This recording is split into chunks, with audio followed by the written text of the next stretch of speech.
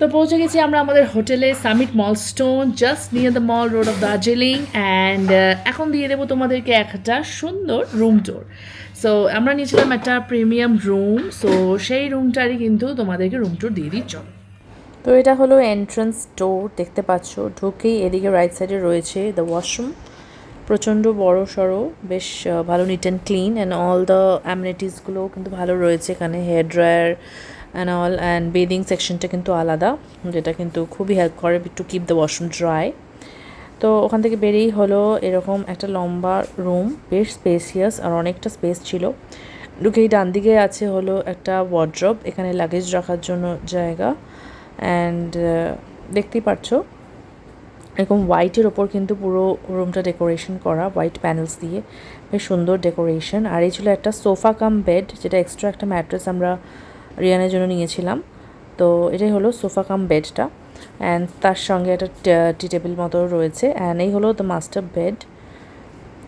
Master বেডটা বেশ বড় সড়ো, এখানেও আমাদের তিনজনের আরামসে হয়ে যাচ্ছিল।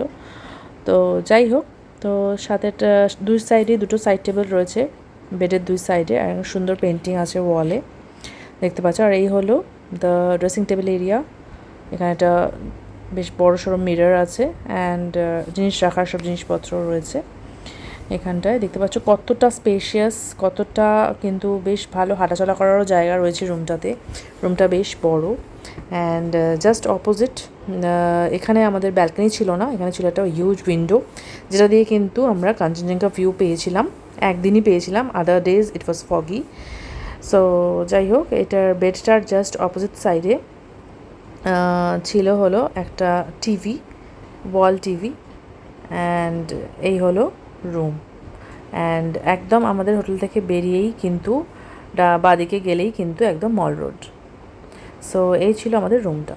সো গাইজ, এই ছিল হলো আমাদের এই হোটেলের রুম ট্যুর। তোমাদের কেমন লাগলো অবশ্যই জানিও।